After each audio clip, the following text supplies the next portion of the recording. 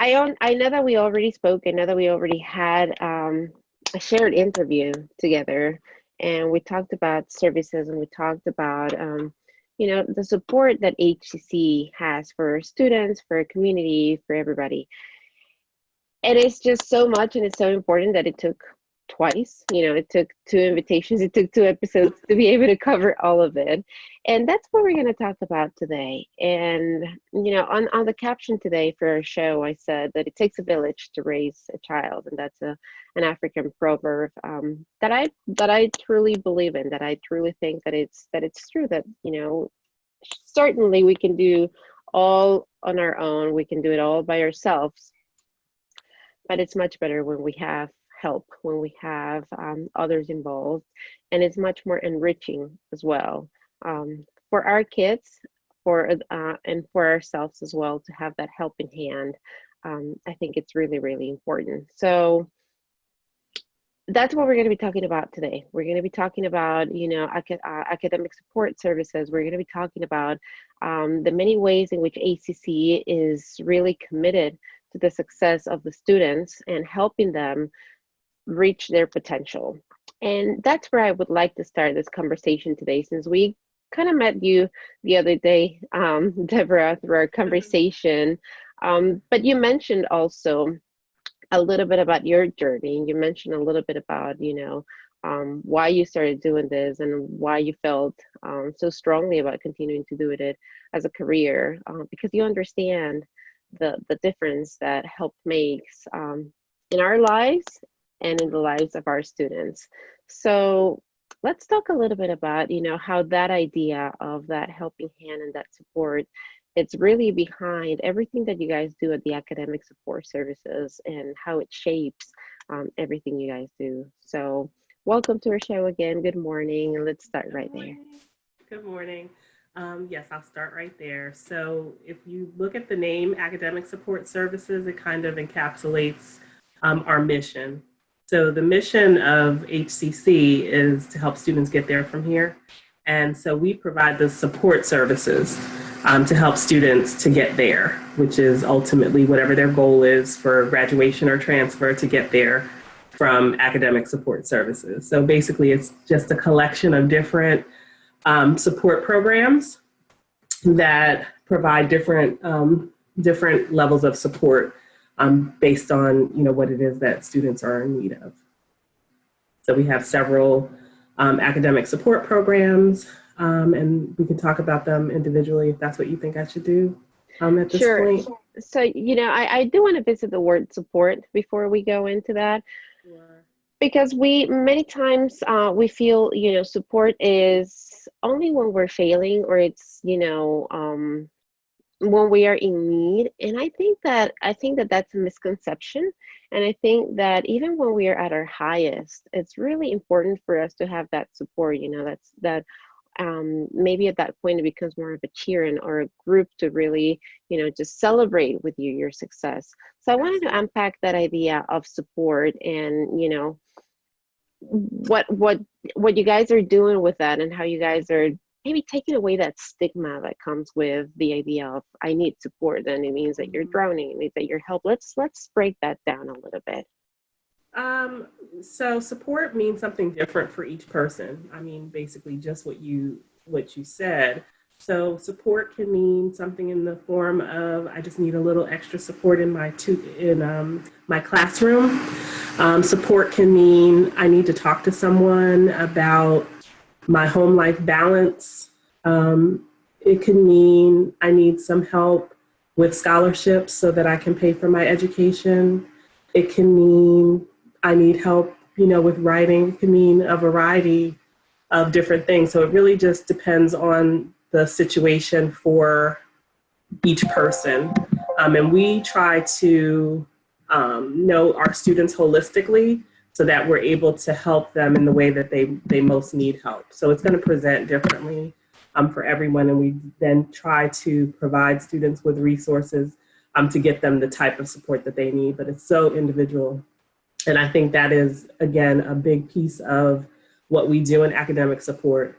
So we want to know each of our students and kind of know about them. And that way we can provide the support that is going to be best. So we call it holistic, holistic advising, where, you know, you're working with the whole person and understanding what challenges and barriers and support it is that they need. So it's going to be different.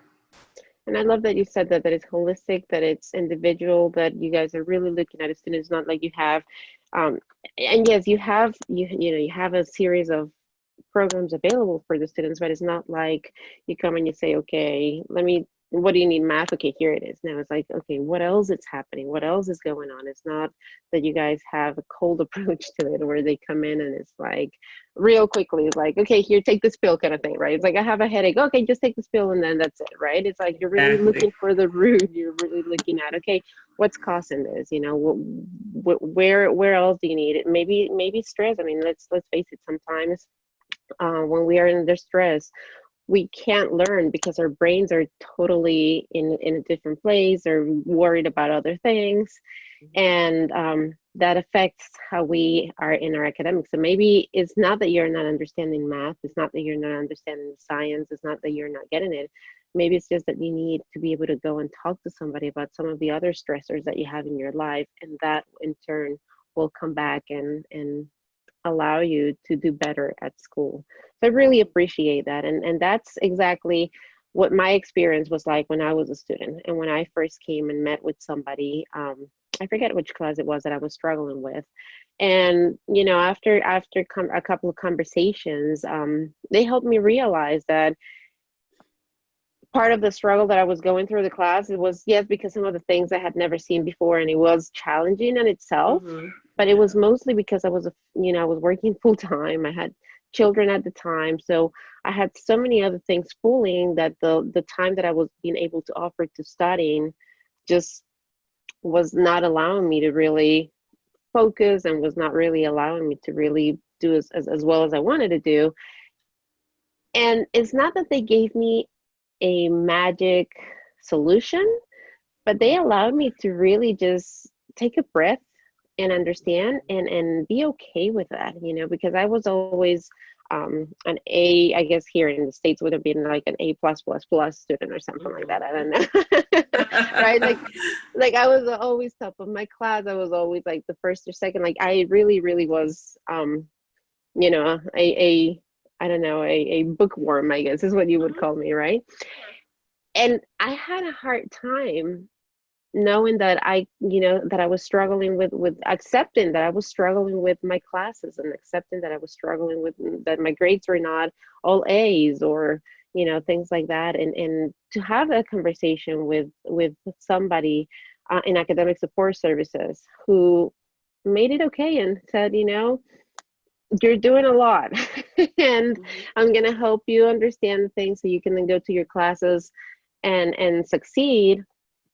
But you also need to just kind of like take a real deep look at yourself and say, I'm not a full-time student anymore. I have other responsibilities and I need to just accept that. And I need to keep doing what I'm doing and do what I need in order to succeed.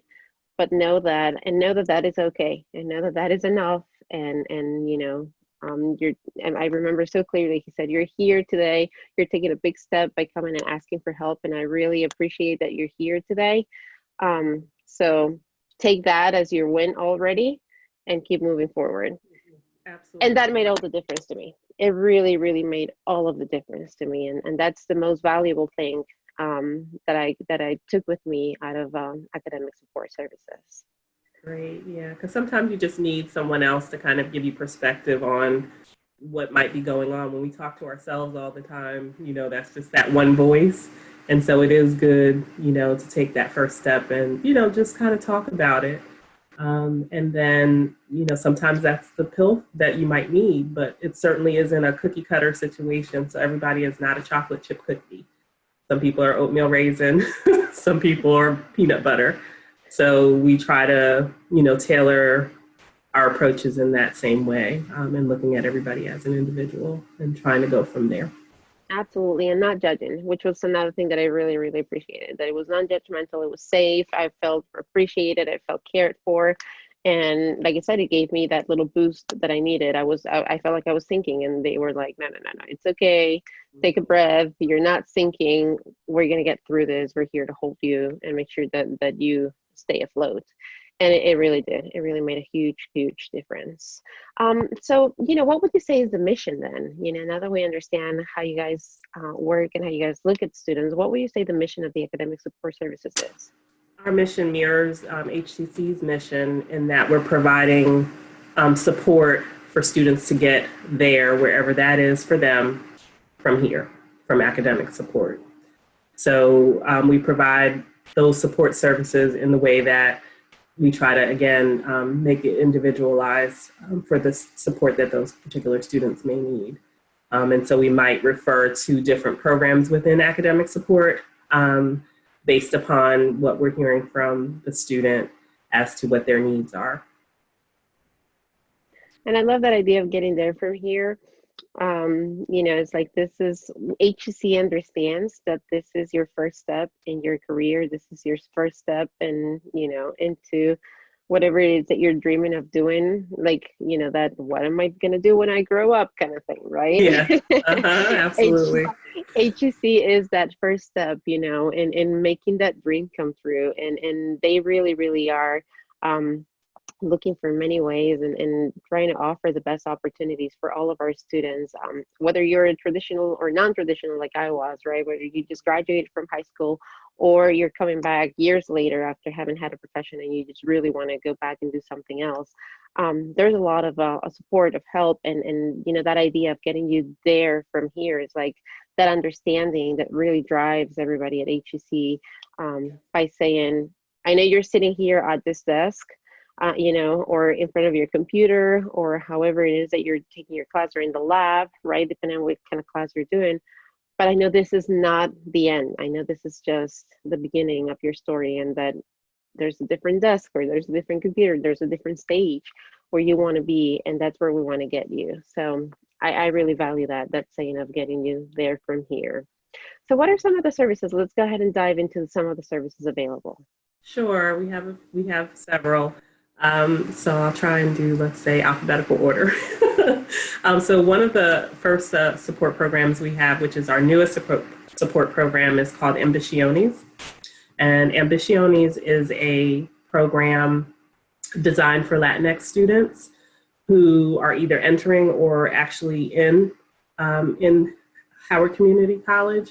So our assistant director, Sandy Cris, also does outreach to the high schools with the Hispanic liaisons, and she'll go out and kind of talk about navigating the path to entering college. So she goes over admissions, financial aid, talks about DACA, undocumented students. They also come on campus. She does advising, and then she does a lot of referral to other programs across campus, again, based upon the needs of individual students. But she really works heavily with students and their families, particularly, again, on the admissions portion of it, and also works in conjunction with our admissions and advising area.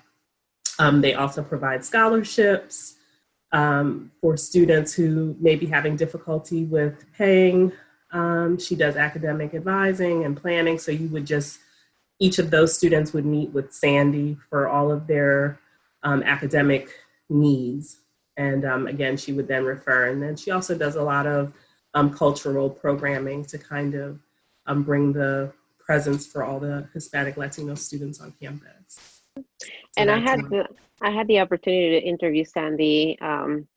I guess it was maybe last semester, and we talked about ambiciones, and it's a conversation in Spanish. I'll be posting the link to that podcast on Facebook, and for all of you watching on TV, you can go to caliente.podbean.com, and you can find that show, so you can find out more about what Sandy does. And if I can just share with you, my favorite part of that conversation was that she said that she has even worked as an alarm clock. She understood that one of her students one of her biggest challenges was getting up in the mornings and just, and even though they tried to make her schedule a little later or try to work with that, there were other considerations to make. So Sandy, she said, so many times I would just send her a text or just a quick call or something and be like, are you up yet? Are you on your way to school? Good morning. To try to really, really just help this student, achieve their goals and understanding that that was one big thing for them. So, I mean, to that point of, you expect that from your family, from your friends, from your parents. But to know that there's people at HEC so committed to your success that they'll even send you a quick text in the morning to help you get up. I mean, that was my favorite part of the conversation because that really showed, the kind of commitment and heart that she has. Absolutely. I mean, and again, most of the staff and academic support, we definitely go, I would consider above and beyond in terms of creating that community for each of their students, depending upon their needs. Because again, if we see that you're working hard and you're trying, then we're going to work hard and try as well. So yeah, above and beyond for sure with Sandy. she's Absolutely. a great So person. is there any programs on the B, or are we jumping straight to the C? There are none for the B. So the second program, which is actually not a part of academic support, but we work really closely with them. We're actually in the same department, but she's in counseling and career services, and that is Career Links. And so Career Links is a program for non-traditional adults, but primarily single parents. And what she does with that program, again, is very similar to what Ambitiones does. They do a lot of referrals and they work with students to kind of do that work-life balance. They offer scholarships as well for those parents who may be struggling to have childcare for their students. They work closely with the Children's Learning Center to kind of try to see if they can use vouchers for their children. And so they kind of work and do workshops based on mostly, again, that work-life balance and how some of the things you talked about earlier, coming back to school as a non-traditional student and kind of, helping students to become more comfortable with who they are. Also talking about the fact that our population is above 24. For the most part. And so when you feel like, oh, it's all these students straight out of high school and I just don't feel comfortable or I don't think I know, they work on those sorts of, fears and issues for students and challenges that they have with managing a family and also trying to get an education. And it can be rough. Yes, And absolutely. so Maureen Marshall is the associate director for Career Links, and she has a great staff. And again, they do referrals based upon those individual needs that students have coming into the program. So for example, right now she's working on getting books because one of the big barriers for students are that they can't afford some of the materials. And so she has scholarships through the foundation and also through her operating budget that helps students get what they need so that they can be successful in class, with just the general basics. And then they move on from there. You mentioned about the challenges, financial and that's real. It's a big challenge, and it can be a big challenge when you're working, you have a family, you want to further your career, and it's like, how do I afford this, right? And like you said, there's scholarships, there's help out there, and I know that I definitely try to take advantage when I was back in school to absolutely all of those options. But I think one of the biggest barriers, and I don't think that it becomes so obvious until you're actually on that first day of school, is what you were saying, is that, oh my gosh, that feeling of, okay, I am a non-traditional student, and you start walking and you see a lot of young people, and then suddenly you're very aware of how old you are. And I'm talking, this was about, I don't know, about 10 years ago. And yet I was still feeling that. And I was really uncomfortable at the beginning, and walking into a classroom and you have all of these emotions already rushing through you, and that could stop somebody, from furthering their career. That could definitely stop somebody, because it is real, it is overwhelming, and it's valid. It's a valid feeling. But I have to say, I felt, both with the students, with the classmates that I had and my teachers, I felt so comfortable after that, first and second class. I felt really, really comfortable. I felt like I belonged. Like I did not feel that I was the ugly duck of the classroom kind of thing, that I was completely outside That of for you.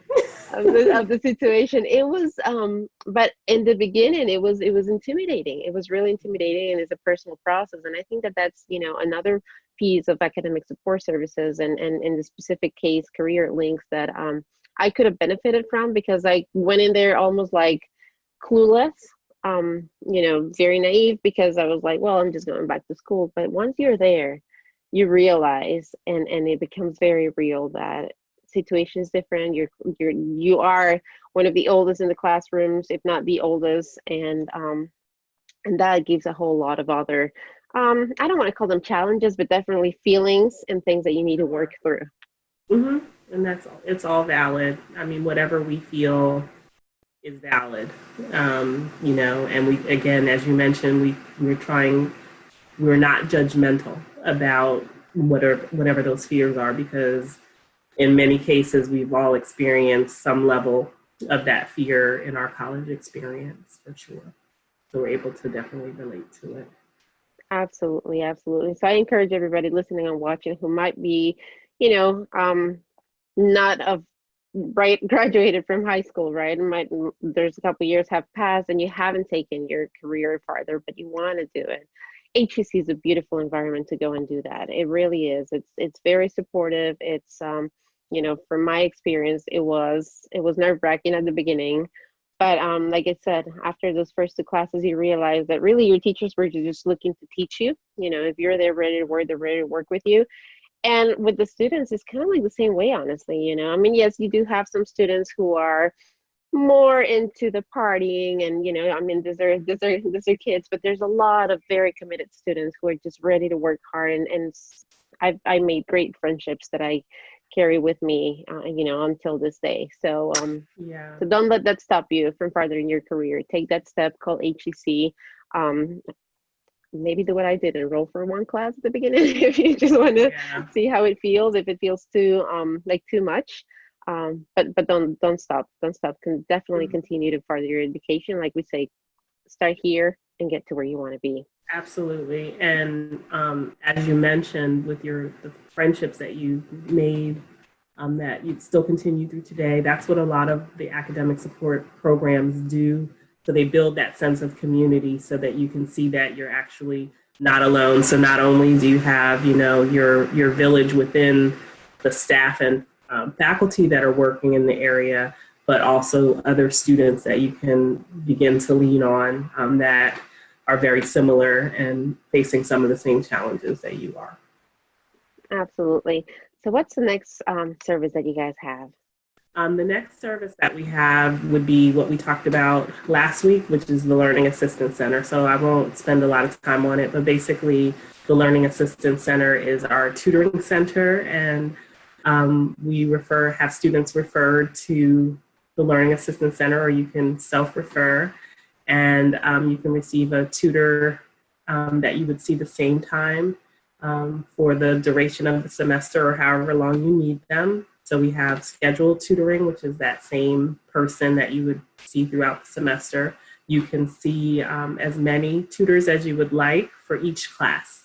So that's one thing I don't know if we mentioned the last time. It's a free service. And so if you're taking 5 classes and you need help in 5 classes, you can get 5 tutors. So this is one of the benefits, again, of coming to Howard Community College, because many colleges don't offer tutoring in every subject. It might be more limited, but we try to do all of the subjects that the college offers. And from time to time, we won't have tutors available, but we do our best to accommodate all of our student schedules. So it's a service that you can use. And we also have drop-in tutoring that you can use at any time. So if you don't want to have a tutor for the entire semester and you just need a little bit of help or a question answered, you can also use our drop-in service for the Learning Assistance Center. We also do individualized workshops where it could be something on time management, on stress, on math anxiety, any of those things that you feel like maybe it's not really an academic thing, but I just need to sharpen my study skills. So you can meet with a tutor that can help you with a couple of methods for study skills, for example. So those are some of the things that we offer in the Learning Assistance Center. And it's important to address all of that, as you were saying, look at the whole picture, because many times, again, it's not that you're not understanding. It's not, I know that always, absolutely always is not that you cannot learn. Everybody can learn. Everybody's Absolutely. capable. Everybody's smart. Everybody can learn. There's just sometimes some blocks, or there's just things that maybe you're just not getting, and you need that extra help. And I love that you talked about anxiety and time management, and just figuring other things out, because sometimes we just don't think about that as being part of our process of learning. And I think those are really, really important. Like I remember there's been times where I just freeze, but I have this fear, right? Because it was a really important test, or I had to present in person in front of a group, and you feel, it's a sensation that I can almost describe, that it starts like a hole in your stomach, and it feels like really tight here in your chest, right? And to learn how to techniques to how to control those feelings, how to control those physical things and the emotional things that come with that, it can make all the difference. It can absolutely make all the difference in your career. And I also think also with the anxiety piece of it, learning not only just the technique, but the difference between knowing the material and not knowing the material. So sometimes we get anxious because we don't know the material. And so we're nervous about not doing well on that particular exam. But then there's that other type of anxiety where it's more like the technique needs to be used because you know the material, but you're nervous about how well you know the material. And so just kind of knowing little tips and tricks is just a part of, again, navigating that college experience. And, we try to help students get through that. Absolutely. So what's the next? I know we have a lot of programs, and we definitely want to cover We them do. all. The next program is Howard Pride. And so Howard Pride is a leadership program for Black males, Black and minority males at the college. And the focus for Howard Pride, in terms of also their leadership activities, but the main focus is on developmental math. Years ago, when the program was started, they did a study where they found that Black and Latino males were more at risk of not finishing the developmental sequence. So Howard Pride was kind of developed on that premise, along with some other things, but hopeful that students who would get past that developmental sequence and move on to college level would be more likely to graduate. And so the Howard Pride program has their own tutoring program, and they focus on both developmental and college level math. They also, similarly to Ambisciones, do a lot of cultural programming and also try to bring that sense of community for the Black and minority males on campus. They've done a lot of different service learning activities, but again, the focus mainly is on passing that developmental math sequence. And so they serve at this time about a little over 200 students. And are always recruiting more. They also do a lot of, similar to Ambisciones, they go out to the high schools as well to kind of help those students to navigate coming to college, that process. Sounds fantastic, and I'm glad that HEC recognizes that and looks at the data and realizes, okay, there's a group of students here who are falling behind and who we need to help, and design programs like Howard Pride to really assist. How do students, who feel maybe that they need this kind of help and that they want to be part of Howard Pride, how do they get involved with it? Do they just contact you guys, and are there Yes. requirements? Sure, they can contact. They can go on the website and search for Howard Pride, and it has the information with contact numbers. The associate director is Sean Lamb, and he basically will ferret out all of the intake. So there's just a small intake process, depending upon how many students they actually can serve for that particular year. But they would just fill out an application and do a interview for the program, and there you're in. So it's not very difficult to get in. It's, No, you just have to have motivation and, a desire and a will to succeed. And, they will help you get there. And, I invite everybody to take a look at all of these programs, and we're not done yet. We still have a couple more to cover. But I do invite everybody to take advantage of these. It's something I cannot say I did well enough when I was in school. And it's something that I look back, and as you were saying, Deborah, not just because of the support, but because of the community that I see that the students form. Now that I work at HCC, I get to see that they have all of these strong friendships, and they have this not just the support, the academic support, not just that piece of it, but really that blanket that comes with having the friends, having other people be in that same situation and being able to connect, knowing that we're struggling with the same, but we're taking steps towards, making sure that we get through this. And that forges some beautiful, beautiful friendships and some beautiful just bonds. And I love seeing that. That's one of my favorite parts about seeing when students come, to our building and came and visited me at my office. And when I would talk with them and they would tell me about these programs, I'm like, I wish I really had known about these, or I had taken the time really to look for them when I was a student, because I see the difference. I see the confidence that it gives our students to then continue to move forward, and I find so much value on them. And I did go out of alphabetical order. The next program is Disability Support Services. And Disability Support Services is basically a program that helps students with documented disabilities to receive accommodations from their instructors.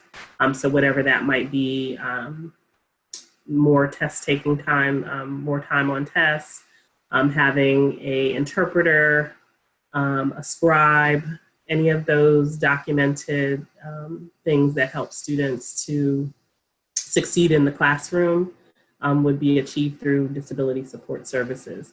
So that would mostly be for students that had an IEP or a 504 plan in high school.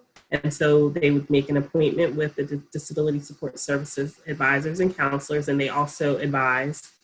So they would have that same advisor that they could go to for the duration of their stay at HCC. And the great thing about it all is that it is all confidential.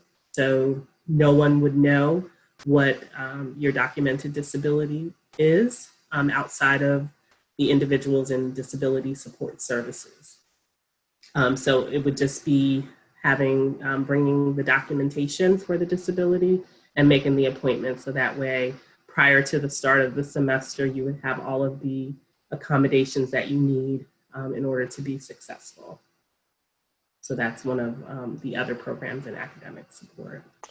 Would you happen to know some of these accommodations maybe that are available for the students? Are we talking about physical accommodations? We're talking about time? What kind of things are we talking about when we talk accommodations?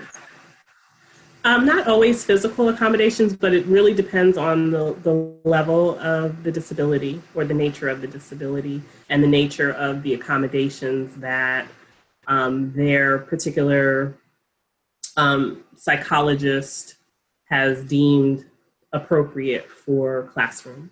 So the largest, I think it might still be that learning disability is probably has the highest percentage at the college. And so with students with learning disability, sometimes they might need less distraction in the classroom. And so during test taking time, the accommodation may be to take the test at the test center, because the test center would, lend quiet, or there might be other rooms in the college that they might take those tests in. So that might be the accommodation for that individual, just to be free of distraction. Sometimes because the processing time might be slower, they may need more time to take tests. So it would just be based upon the nature of the disability. If we have students who are deaf or hard of hearing, those individuals may need an interpreter. And so that interpreter would go to the class with them and do sign. Also, if they needed a tutor, that interpreter would also, or another interpreter would come and work within the tutoring session so that the students are able to understand and learn in the way that is good for them. So it really just kind of depends. We also would have accommodations that may be computer-based. So if you have someone who is blind or low vision, they may need certain software in order to see the text or have it read to them if they are blind. So it could be enlarged text, or again, like a reader. So they may have a reader in the classroom, or someone who might have problems with mobility, with writing. They would have maybe a scribe, a person who would then take notes for them in class because they're not able to keep up with the pace of, the instruction in the class. So someone would be there to do that for them so that they would be able to study the notes in the same level as individuals in the classroom.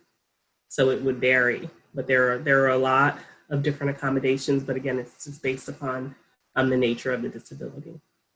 Thanks for answering that question. I know it's I know it's unique. I know it's individual, like pretty much everything that we're talking about. But I think that when we are not exposed, right, and when we don't have awareness, this is one of those things that I feel falls in the category of, unless you've experienced it, or you have a friend, or you have somebody that you're familiar with, that you've come to realize that such things exist, you think that there's not an option for you. You think that it's not available. You don't think that it's out there. And that's what I wanted to do with that question. Just bring awareness. One, if you feel that you could benefit and you have a disability, don't be afraid of asking. Don't be afraid of coming and saying, I need help. I need to have some accommodations for myself. And, Debra just did a beautiful job of explaining some of the accommodations that are available at HEC. Obviously, as you said, it's individual, and when you work closely with experts who are dealing with the health of the person to figure out what the best accommodations are. But also for those who might not need those accommodations, I think that this gives us an understanding, because I remember in my classes, some of my classes I would see two people come in and sit down, and I wasn't understanding at first, and they would say, oh, only this person is taking the class. Or when you're calling, teachers are a roll calling in the classroom, the other person is never called until you're left wondering, well, what is that person doing here? So it's good to have that awareness. It's good to have that recognition. I just think that it's important to know that it's available, to know that it's there, and if you encounter that, just so that you have an idea of what is going on, and you can be, sympathetic, empathetic, or just at least not as curious anymore, because now you have an idea of what is going on. Sure. Debra, what would be the next service? I know that there's still at least one or two more that we haven't really touched on yet. Yeah, we haven't hit upon yet, certainly. The next service, which is not part of academic support, but again, we work very closely with individuals from this area, which is the Step Up program, which we talked about last Monday with Eileen. And Step Up is another area in which in academic support refer students to, depending on need. And Step Up is basically where you meet with a coach, so an individual to help guide you through whatever that goal is. Because each of the students who kind of come into Step Up will say what it is, why is it that you want to be in Step Up? And so some people might say, I just need career guidance, or I need just somebody to talk to weekly. And so we would refer students who we feel like need a little extra guidance to Step Up. And Step Up, again, are all volunteer coaches, and you're assigned randomly to each person, and you meet with that person weekly to discuss and work through any of the goals that you have set for yourself, and you work with the coach to achieve those goals, whatever those are, for each individual. And like you So mentioned, we've already had a full conversation about Step Up, and you can go back to our Facebook page, Dragon Digital Radio, or you can go back to Howard Community College's YouTube page, and you can actually watch the video there as well. So if you missed any of our conversations before, if you missed any of our shows, you can go back to those two resources and get all of the details and just watch it. Or if you really liked it and you want to watch it again, that's welcome too. of course, the more hits, the better. And so the last program that I'll talk about today is the TRIO program, Student Support Services, which many people confuse with academic support services. TRIO Student Support Services is a federal program. It's a grant-funded program that we've had at the college for over 30 years. So it probably was our first, the two first programs that we had in academic support. And basically, TRIO Student Support Services works with students who are low income, and that meaning that they're receiving a Pell Grant, students who are first generation, so those students who neither of their parents have achieved a baccalaureate degree, and students with disabilities. And so basically, the purpose of the TRIO Student Support Services, just like all of the other academic support services programs, are for students to graduate and transfer. So we work with students on advising, they do counseling, they do a lot of transfer and transfer guidance. So on day one, we are working with students who want to transfer to a 4-year to get them to understand a lot of what goes into going into those 4-year programs. So we will step foot on campus. So for example, many of the students at Howard Community College will say, I do want to transfer. They don't know where they want to transfer to necessarily, but most people will say, oh, I want to go to University of Maryland, College Park. But have never stepped foot on College Park's campus. It's just something that is local and popular. And so we will actually bring you to the college as a group so that you can explore. And usually, nothing against University of Maryland, but you have to be a certain student to want to go to such a large university. And so you can see that you might be in a class with 100 other students. And for some students, that anonymity works well because they're able to work independently in that way, and you might not ever know your instructor, but that works for them. It's just like people who want to live in a big city. So some people are not big city people, and some people are suburban, small, rural. And so just kind of understanding the nuances, that's just an example of making that goal for yourself and making educated decisions. And that would also include how much it costs to go to that 4-year college, given your kind of current circumstances, because 2/3 of our students have to be both low income and first generation, which poses its own challenges. And so we kind of just work with those students to navigate those challenges. One of the good things about student support services is that within the tutoring center, all of the students who are in that particular program receive one-on-one tutoring, versus the college at the LAC is all group. So you'll have 2 to 3 individuals in a group with you. When you're in student support services, you'll receive that one-on-one tutoring, which is a great benefit, so that you can work with a tutor who kind of knows your style and helps you navigate that instructional experience. Absolutely. And having that one-on-one help it can be key. It can make all the difference for many of our students. It sounds like this is a program that you have to qualify for. I mean, you mentioned a couple of things. So how do students go about, qualifying? Is there an application? How does it work? So you can always go to the website and search under TRIO Student Support Services, and it has the contact information for the program. The associate director is Brandon Bellamy, and we also have two other academic support advisors, and we have a English tutor. So what you would do is just contact them via email, and they will start the process to call you into, well, not in currently, but a Zoom session for an intake. And basically, we are just looking at making sure that they're receiving a Pell Grant. And first generation status is basically self-explanatory. So we're always recruiting probably about 100 students in the fall semester. So as long as you meet one of those three criteria, you can come into the program. And once you're signed up for this program, is this something that stays with you for your entire career at HEC, or can you take this for one semester and then step out of it, or does it stay with you? How? Well, certainly we would love for individuals to stay with us through the duration of their career, but they don't have to come into the program. We take students at any point in their college career, so it's not all first year students. We have a mix. We have students that come into the program that are only going to be there maybe a semester, but they needed some individualized work with transfer, or they needed a scholarship.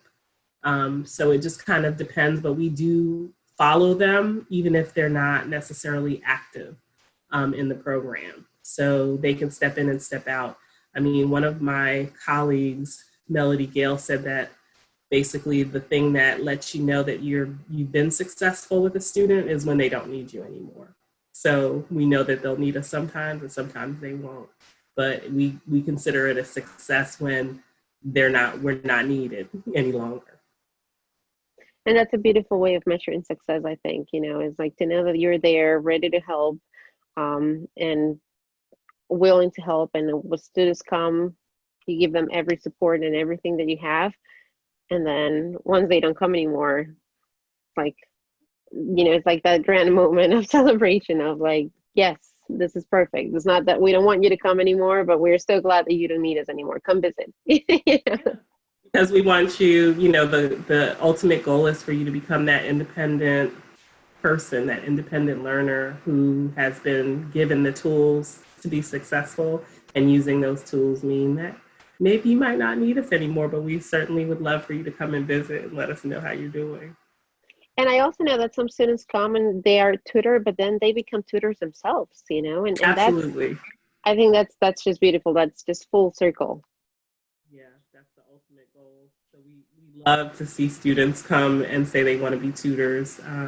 When we do our orientation for the Learning Assistance Center, we ask everybody, why is it that you want to become a tutor? And when we hear, I've been helped, so I want to give back, that's just, the ultimate gift for all of us. Absolutely.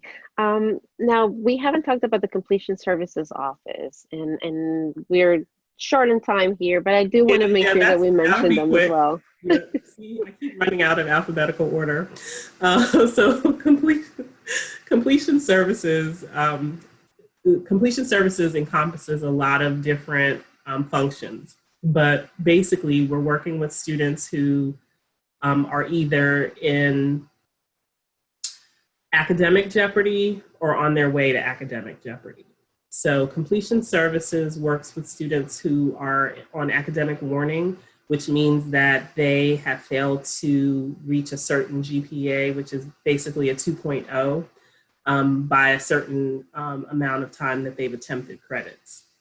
So they would just need to meet with someone in completion services if they're on warning, so that they can complete an academic plan. So it's for students to talk about just what we've been talking about this whole time. What are some of the challenges and barriers that you have to being successful in these classes. And so they will work with them to create that plan so that they can use that the following semester so that they're not going to end up on probation. So it's kind of a succession. So first comes academic warning where you're not reaching the 2.0, but you're not quite at the credit level to be in jeopardy. This is like a warning that you're going to be in jeopardy if these certain things don't change. And they also meet with students who are on academic suspension. So students who haven't met that requirement since they were on warning and then on to probation that are then suspended and want to come back to the college. And so some of those things will also take place in terms of creating the academic plan and helping students to understand what the consequences will be if you don't meet a certain criteria at a certain time. Completion Services is also responsible for the Early Alert program. And so the Early Alert program is a partnership between the faculty and student services where they look at behaviors that students are exhibiting in the classroom that are making them not be successful early. So within the first 6 weeks, faculty will raise what they call flags on students that are not coming to class. So it might be attendance problems, it may be that they're missing assignments, all of those kind of behaviors that will lead to a not successful outcome in class. And so they raise flags, and then members from academic support will contact those students via email or by phone and say, oh, you need to kind of maybe come in and meet. We want to kind of talk to you about what your instructor said. And or that student may go back to the instructor and start that conversation, which is really what we're hoping for. Or when they raise the flag, that they will go back to their instructor and say, what is it that I need to do in order to be more successful? But if they don't feel comfortable doing that, they can certainly come to speak to someone in academic support. And they don't have to come in person. They can talk on the phone, via email, but we just want to let people know that we see them and we want to help. And so that's really the purpose of Early Alert. So Completion Services is also over that program. And Completion Services also does a lot of work in a partnership with the athletic area, and they work with many of the athletic teams. So they help them to get registered early, look at withdrawals from classes and kind of what that means to their athletic career. I'm kind of just keeping them on track because they have a lot of other requirements that they have to follow. So they work in conjunction to help them stay on track academically as well. You know, and I personally feel that this is an advantage of a community college. I have to say, when I went to my 4-year school and I found myself in this class, and I had already completed my 2-year degree at HEC, and obviously I was older, you know, I mean, I started older, so I was even older at that point, right? But it was, for me at least, to be sitting in this classroom where I knew my teacher would maybe or maybe not even get to know my name, and, you know, then maybe a little bit about myself. I felt really disconnected. I felt really, you know, I felt like it was really a big challenge, and that it was really going to take everything on my part not to just not give up, because, well, my teacher won't know. They won't even know who I am if I'm sitting here or not in between this 100 other people, right? So I personally think this is a huge advantage for students who, as you said, you know, and you mentioned this earlier as well, to know that there's that support, to know that there's your teachers who are looking for you when you come to class, who are looking at you. And I know that the system works great for other students. Other students like that independence, and other students thrive on that. But there's other students, and like I said, I mean, I don't think that I would have been ready for that right off high school, like to just go into a classroom full of 100 other kids and not have that connection. I thrive on connection. I really do. And I need that connection. And if I can understand my teacher better, there were times, when they would assign something and I would need still clarification on, the requirements, or I had questions, or I had ideas that I wanted to run by them. And when you have a huge classroom like that, I think that it's a lot more difficult and it really takes a lot on the students' part. But to know that at HEC, we are so committed and so involved with your success that we really are there to help you. We really are there, looking, are you coming to class? If you're not coming to class, let's talk about why you're not coming to class. Is it because you're at work? Is it because you don't have a car? Is it because, what are the things getting in your way? Is it really, that you're just not finding inside of yourself that push to come to class? I mean, what is it? And any of the things that you might bring up, we're going to try to help you. We've talked about all of the different support services available, and it's not just, I know it's called academic support services, but it's not just, we're not just looking at academics. We're not just looking at your grades. We're not just looking at, the academic side of it, even though it's named that way. It's really, let's look at you. Let's look at everything that's happening. Let's look at, maybe you are struggling with that transition. Maybe you, like we said, maybe there's financial situations getting in the way. Maybe, I don't know, there's just so many things. Yeah. I mean, it's just like Maslow's hierarchy of need. So if my basic needs are not going to be met, I can't go up to those higher level things. And again, it takes just understanding yourself. And sometimes it takes a while before we are able to understand ourselves and figure out, these are the things that are inhibiting me, even though I have this really strong intrinsic motivation. And that's step number one. But then there may be other things that other needs that need to be met in order for you to be ultimately successful. Because the desire is there because you're here. And so we know that. And so we just have to kind of peel back the layers of that onion in some cases. Yeah, absolutely. And I know at some point, I was coming to class. I tried to take many of my classes one semester online, and because I was working full time, but there was one or two classes that they were not offered online, and I had to go to class. So I worked it out so that I think it was like I was taking like a longer lunch break. And I would talk to my teacher, and I would tell my teacher, I'm coming straight from work, just taking a break from work. I've worked it out, and I've flexed my hours and all of that, right? And I remember being so nervous to have that conversation because I thought, oh my gosh, he's gonna be like, well, that's not my problem. And I was like, there may be times that I'm gonna be late because I might be caught up with something at work, or there may be times where I need to leave early because, again, I have something happening at work. And it was such a relief. It was so great to hear him say, sure, no problem. Just thanks for letting me know. I'll make sure to leave the door unlocked. Whenever we're doing presentations, just kind of like look through the window or listen, by the door. And if it's in the middle of the presentation, just wait and then come in. But other than that, they get it. They understand. You're a whole person. You have a life.